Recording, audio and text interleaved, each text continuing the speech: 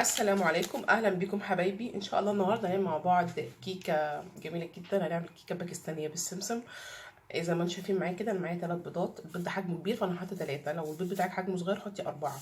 واحط عليهم كيس فانيليا وهضربهم بالمضرب كده بس افككهم مع بعض. صفار البيض يفك مع البياض. ومعايا كوبايه سكر،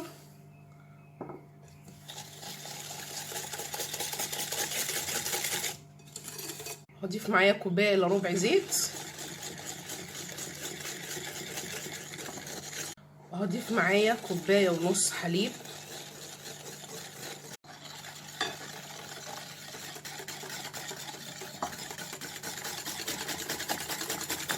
احط عندي كوبايه دقيق.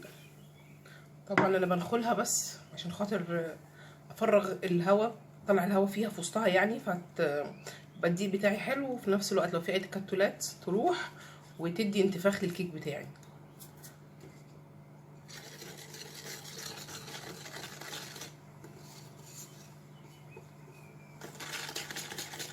هضيف معايا كوبايه نشا. شايفين كوبايه النشا مش متكوكه، محطوطه كده بالمعلقه حبه بحبه عشان ما تبقاش كتير.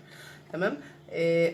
اللي دايما بيسال ليه نشا، النشا بيدي قوام حلو للكيكه، مفيش منه قلق خالص ولا بتنشفهاش، ما بتعملش اي حاجه، بل بالعكس بحس ان قوامها بيبقى افضل من ان هي كلها دقيق بس.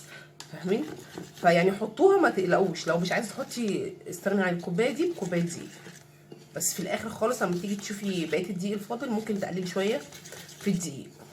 شوفي قوام الكيكه معاكي الاول. احط عندي كيس بيكنج باودر.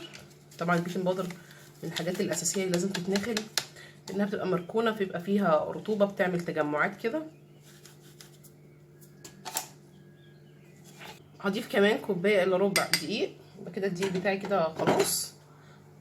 لو ما ضفتيش النشا ممكن تحتاجي حوالي كوبايتين ونص، لكن هما كده اجمالي الكوبايات كلها 3 كوبايات الا ربع. واخلطهم مع بعض. طبعا ما ينفعش احط دي كله مره واحده، عشان كده انا بحط كوبايه كوبايه عشان خاطر ما اطلعش الهواء منها.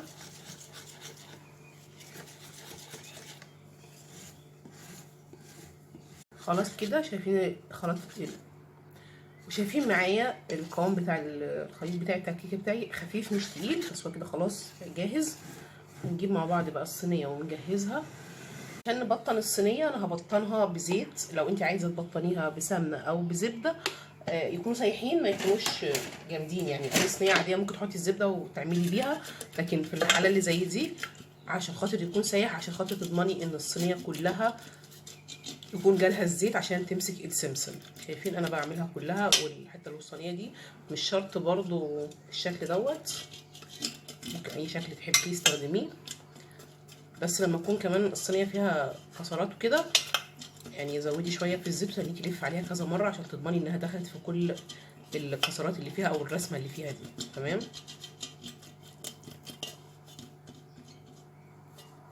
هجيب عندي السمسم زي ما انتم شايفينه عادي، مش متحمص، لان هي هتستوي، فلو حمصتيه هيبقى غامق جدا مع السوا. تمام. فانا بحط الاول كده في العمود اللي في النص عشان ياخد، بعد كده بقى ايه احط تحت وابدا الفها كده. شايفين بالمنظر ده كده يبقى كلها فيها سمسم. طبعا انا مشغله عندي في بدايه الشغل خالص، مشغله عندي الفرن على درجه حراره 180. خلاص زي ما انتم شايفين منظرها بقى عامل ازاي بعد ما اتبطنت كلها. هبدا انزل عندي بقى بالخليط. هنزل في الوسطانيه، مش عايزاه ينزل على الحروف علشان ما ياخدش عندي السمسم وينزل، وفي نفس الوقت شايفين بنزل بالراحه ازاي عشان احافظ على السمسم. اهم حاجه انت حافظي على السمسم عشان خاطر لما تيجي تقلبيها تلاقي ان شاء الله باذن الله كده كلها سمسم من بره. شايفين؟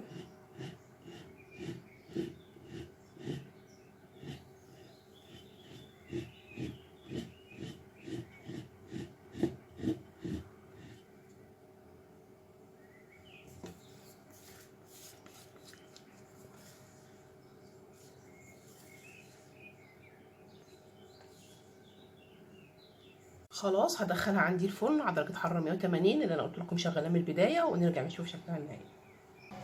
زي ما انتم شايفين صورة لكم الكيكه من قلب الفرن ما شاء الله عليها اهي.